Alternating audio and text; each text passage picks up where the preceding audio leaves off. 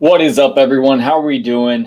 It's Thomas with Real Broker here in St. Augustine, and today we're going to do our Wednesday live stream where we go over the market stats. We cover all the local news that you need to know about if you're thinking buying, selling, or investing in the area.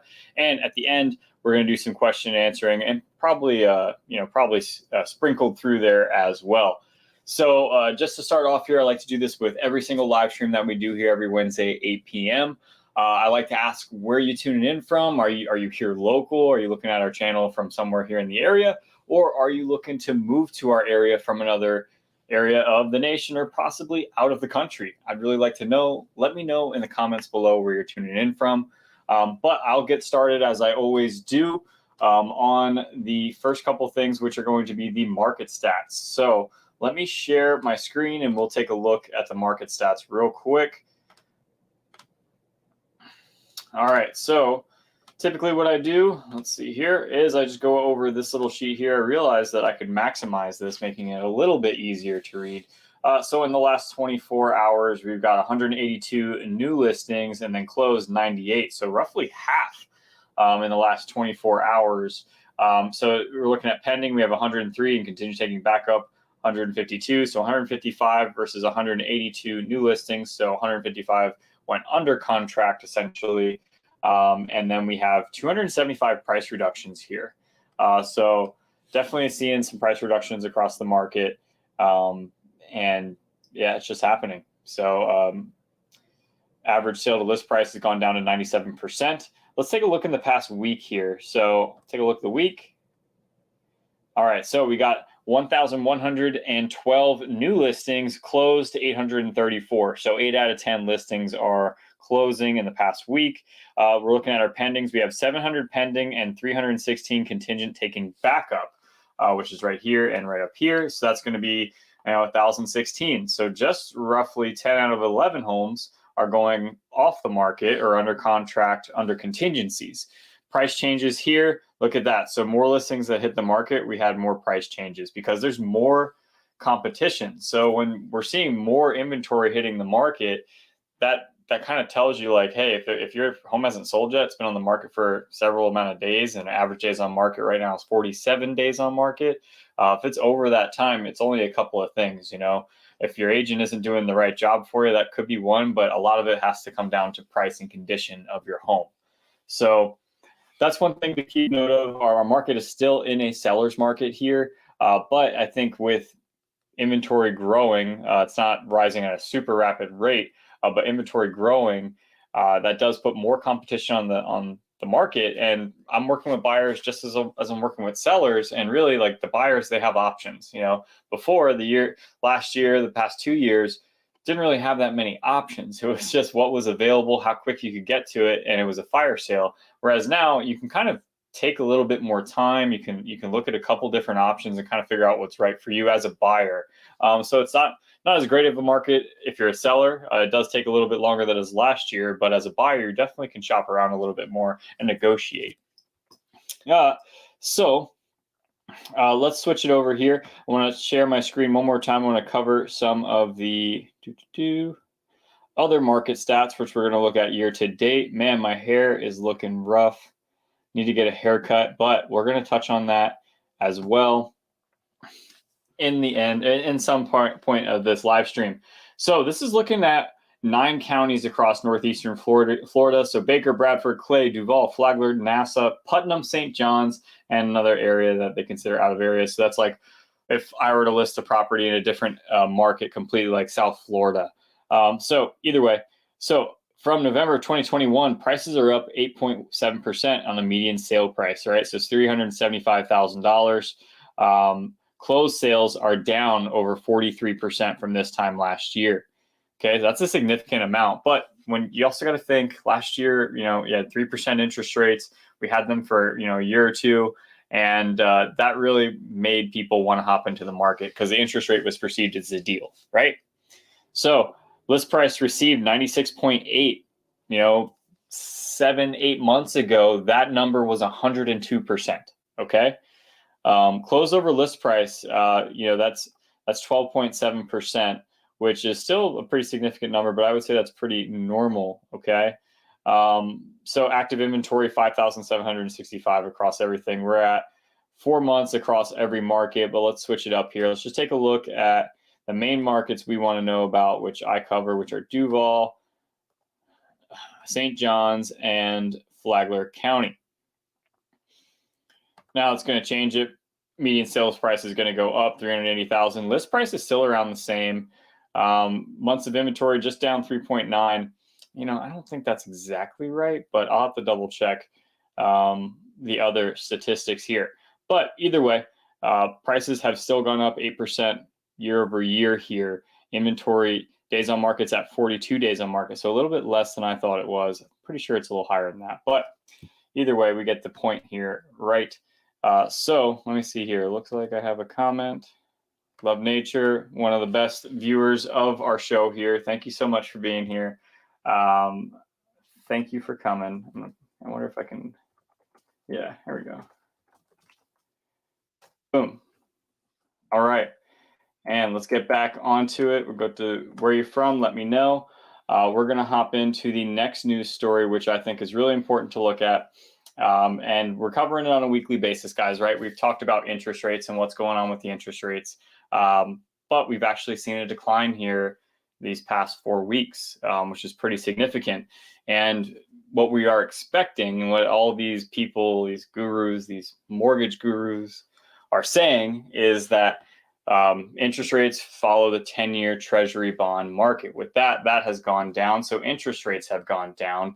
The past 4 weeks, we've seen an interest rate decrease, unlike we've seen in the past 40 years. So we're trending the good way, right? And a lot of the next decreases in interest rate are heavily going to be dependent on December 14th when the inflation number comes out.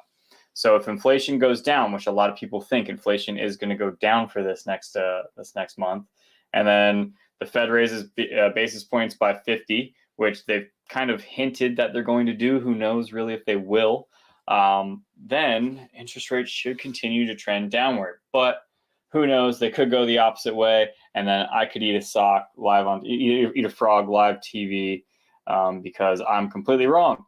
So Colleen, looks like we got you here from upstate New York. Hope all is well over there.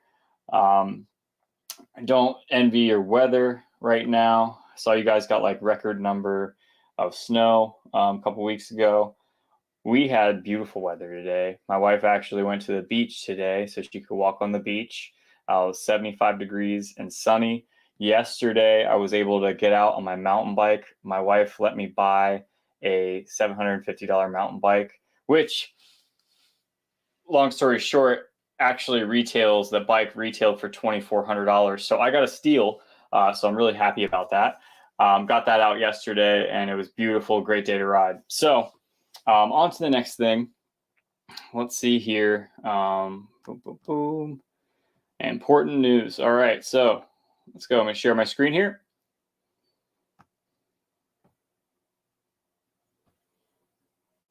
All right, U.S. mortgage rates fall a fourth week, longest stretch since 2019. Now, I've heard 40 years, maybe it was 4 years, I don't know. But U.S. mortgage rates fall for a fourth week in a row, saying the longest stretch since 2019. So 6.41% ended in December 2nd. So we're trending downwards, guys, and that's definitely, I feel like what the Fed wanted to do was raise interest rates to a point where housing stopped accelerating, 2% every single month, whereas typically your average housing market should appreciate 3 to 4%, every year. And I was doing it on a monthly basis in this area, especially because money was so cheap, people were willing to buy properties. Now the interest rate environment is completely different. It's almost double this time last year. So when it hit 7, it really was a kick in the face to a lot of people. I feel like once 5% happened, we were in the 5s. I was like, all right, this is manageable, and it'll take like 60 days once that 5% sat in. Like, okay, this is the new normal. And then that new normal turned into 6.25, and then 6.5, and then 7%. Almost felt like the end of the world. So I think if we go above 7%, that's a dangerous territory because affordability is going to go really, really far down, which no one wants, right? People want to be able to buy houses. I think people want to keep moving forward with their lives. So let's see here. Got a comment here. I'm following the housing market because I want to get a used car, and they follow each other. You know, the used car market, I think, is actually going down, which is a good thing, right? Because I see a lot of new cars sitting on the lots now because interest rates have gone up, made that more expensive. Inflation has gone up, made that more expensive.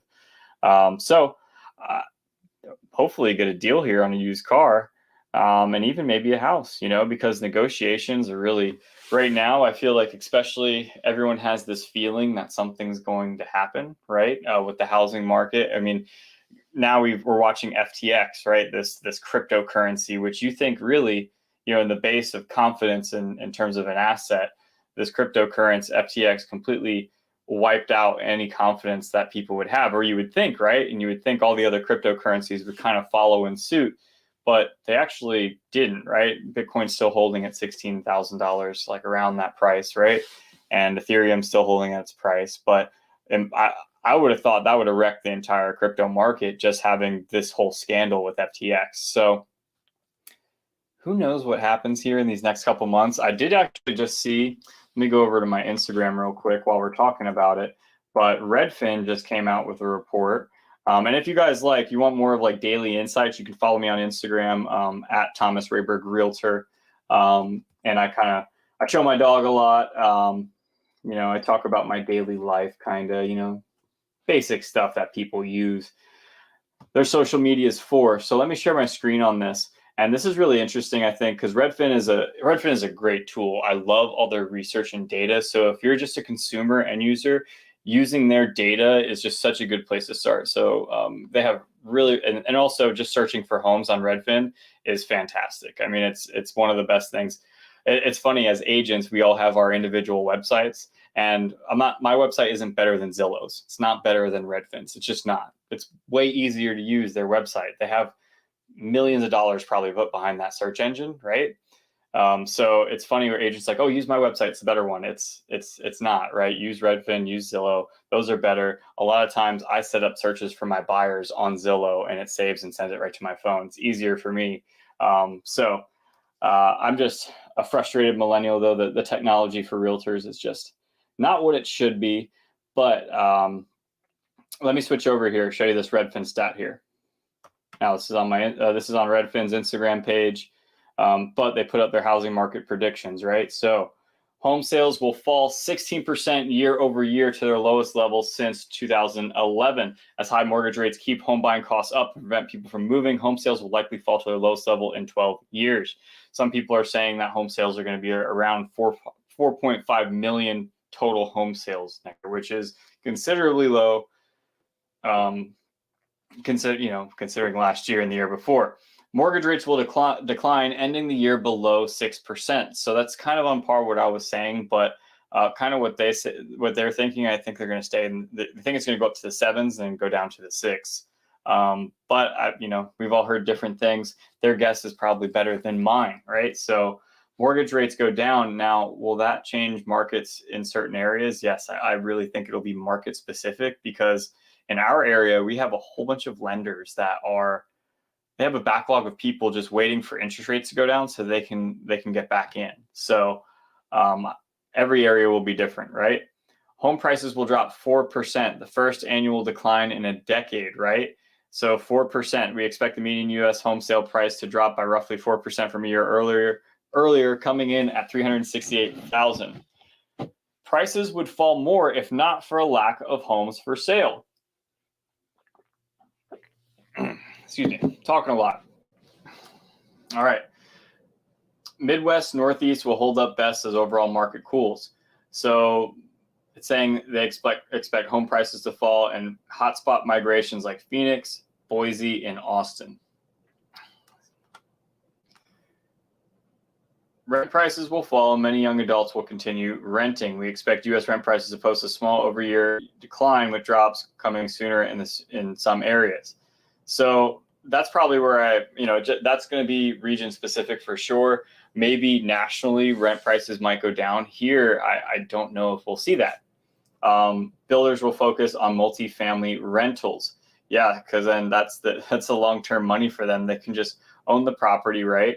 And they just keep renting it out, and they have the money to build it, right? So you're not building wealth; they're building wealth by you paying their rents. And that's the one thing I really love homeownership about, is it allows you to build equity with just living in a place. And in terms of all the asset classes out there, guys, real estate's tangible. You can physically touch it, right? You can invest in stock, but you can't. I mean, maybe you can touch the stock certificate, but you can't physically touch Verizon, right? And if you do own a portion of Verizon, is it a significant portion? Does it matter? You know, I think real estate is way different in that respect. So if you have any questions about what I'm covering here, guys, make sure you leave them in the comments below. I'd love to be able to get some engagement in here. What you guys think about what I'm covering? Am I full of it, or is this good stuff? Is this good information? Let me know below. Colleen, yes, Western New York got the snow lake effect. I'm over near Massachusetts, Albany area. Yeah, it's probably still way too cold for me up there. Oh my gosh. I hear Albany is such a cool little city, though. I haven't been up there.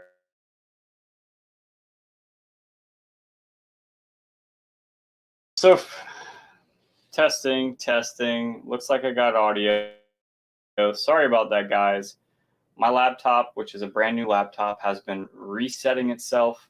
Luckily, it's pretty quick. It just turns right off, turns back on. But very frustrating regardless. And I lost some people on the live, and that's frustrating. But hey, sorry about that. Colleen's 56 degrees today. That's beautiful. And we did lose the live. I blame my new laptop. Well, newish, right? It's only a year and a half old, but you hate when things happen like that. So we're back on it, and I lost my train of thought because that really threw me off there. But we talked about affordable housing here in St. Johns County. So let's go ahead and keep talking about affordable housing here, because we were just talking about rents and how Redfin is going to see rents go down. Well, they see it slightly going down. Is that going to make a significant difference? I don't know. But let's take a look here at, boom.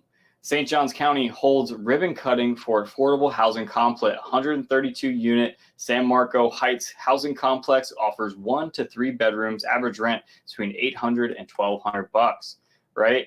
So if you're familiar with 207, this is right on 207 east of 95.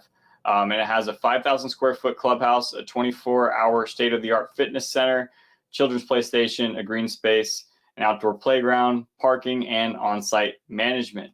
Now, the biggest thing here, guys, is this rent, right? 1 to 3 bedrooms, average rent is between $800 and $1,200. That is 100% like unheard of right now in our area. You might be able to get a 1-bedroom for $1,200, maybe. For most private renters. And this section here, they have income restrictions, right? So I think the minimum you can make is $35,000, and the most you can make is $60,000.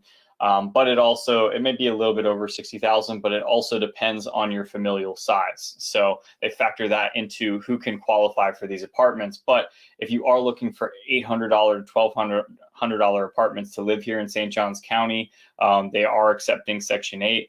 That one video there, which I'll put in the link below, covers a lady who couldn't find housing at all for an entire year here in St. Johns County. She wanted to live here. She lived in her minivan until she could find a place, and this place, San Marcos Heights, actually accepted her. It's a brand new place. I think they have 30% of it rented out already, so there still are some opportunities if you need some housing here in St. Johns County. So let me switch over here, and I'm going to go on to the next news story and talk about my haircut, talk about how bad it is, because I need a new one. And on my Instagram, I did feature my buddy PJ, who worked at this barber shop, and this is where I met him. I used to have a barber down here. I got my haircut by the best in St. Johns County. His name's Hector. He used to, man, this is awful layout here. But fire causes West St. Augustine barbershop to burn down. That shop's been open since 2015. It's got probably some of the best barbers in the city.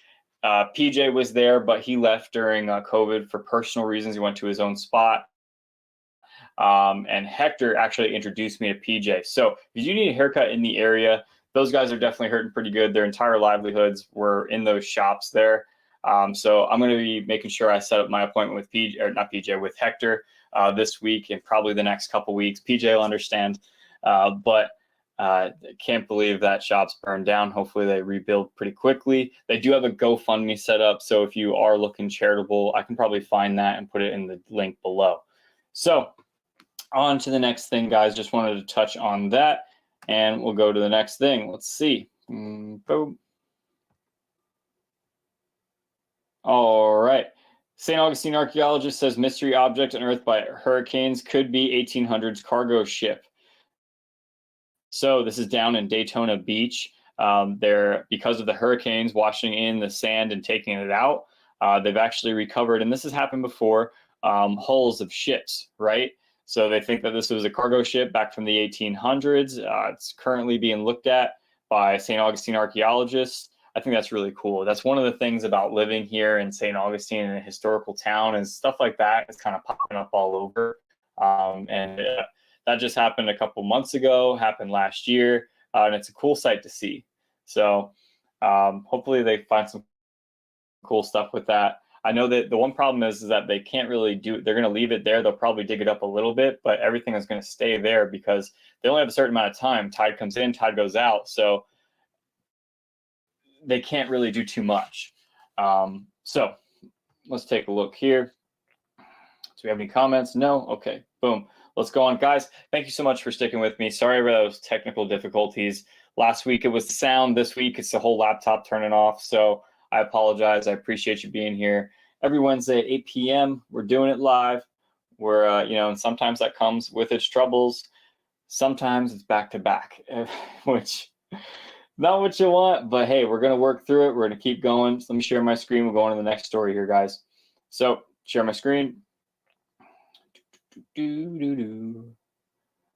Okay, so these kind of tie into each other here. We talked about how Hurricane Ian, Hurricane Nicole washed away a lot of the dunes, a lot of the sand in St. Johns County. I think they projected like 1.9 million pounds of sand is going to be needed for the renourishment projects of the 42 miles of beach that we have. Yep, so 1.9 million cubic yards, my mistake.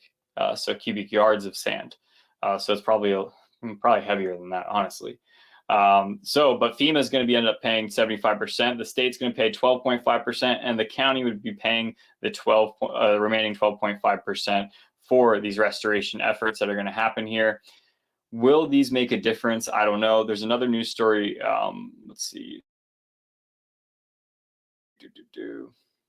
Another news story that we covered last week, or maybe 2 weeks ago, where we were talking about the area of Summer Haven and Old A1A, where these homes really, A1A is, it's almost between, say, like Marine Land and Palm Coast in that area there, called Summer Haven. There's a subdivision called Summer Haven, but that's on more of the intercoastal. But there's Old A1A that really stretches right in front of the water. It's oceanfront. The houses there, you need to have four-wheel drive to get to the houses there.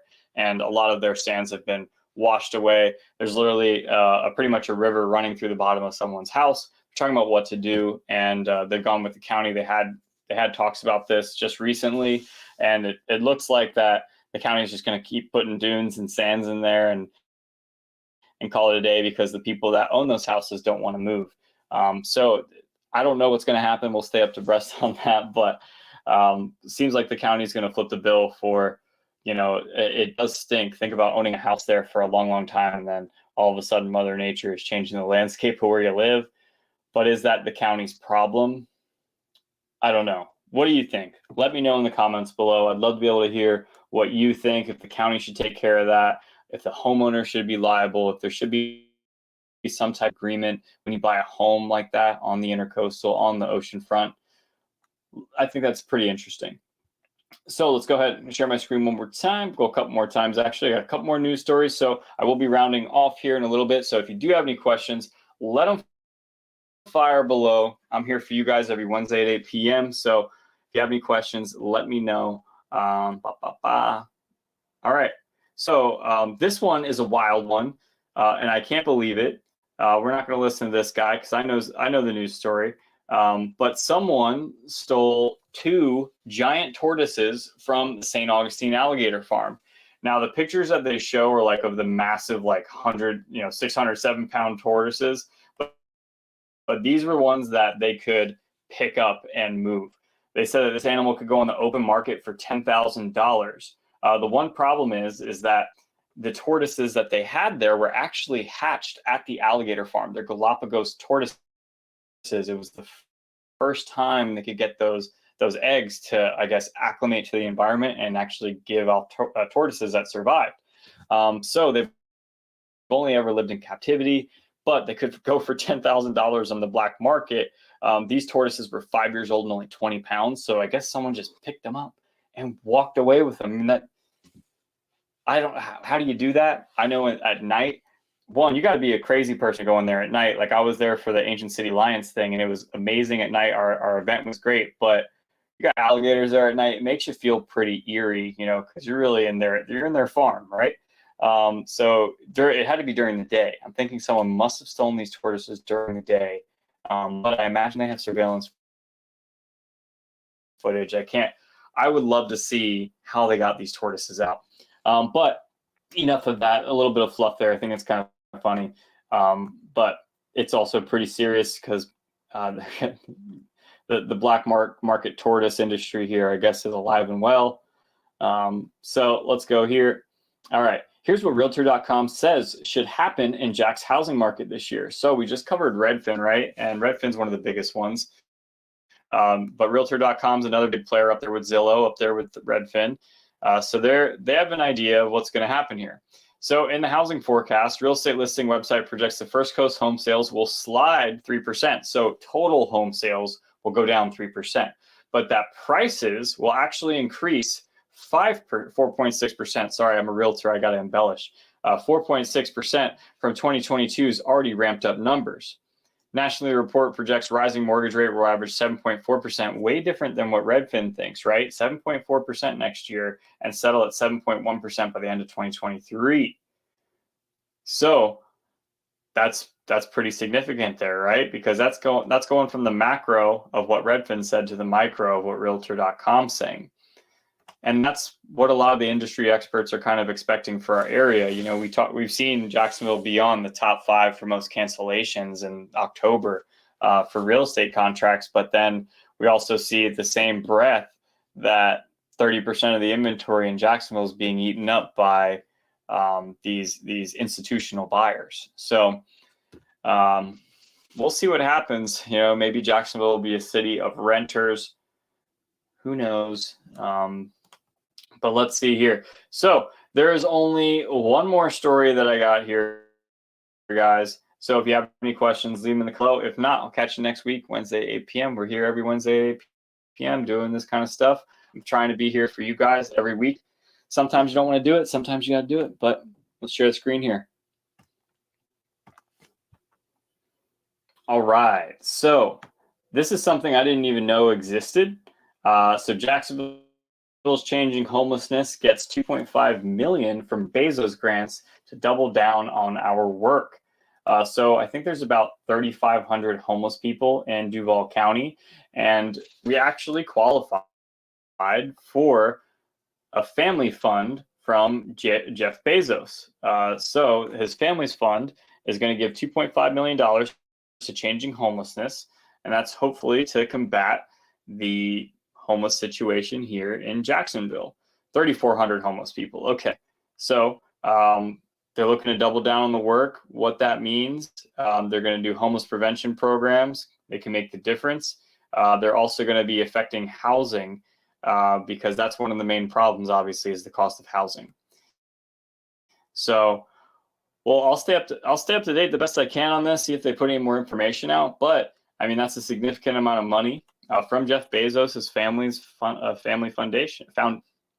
foundation to go towards Duval County. They're also going after a couple other different counties. I think there's 40 other counties that he's going to be involved in making that type of donation, which is pretty significant. Yeah, so that's I think that's definitely going to be life-changing for, hopefully. We'll see. A lot of money is getting spent on homelessness, right? Who knows what the right answer is?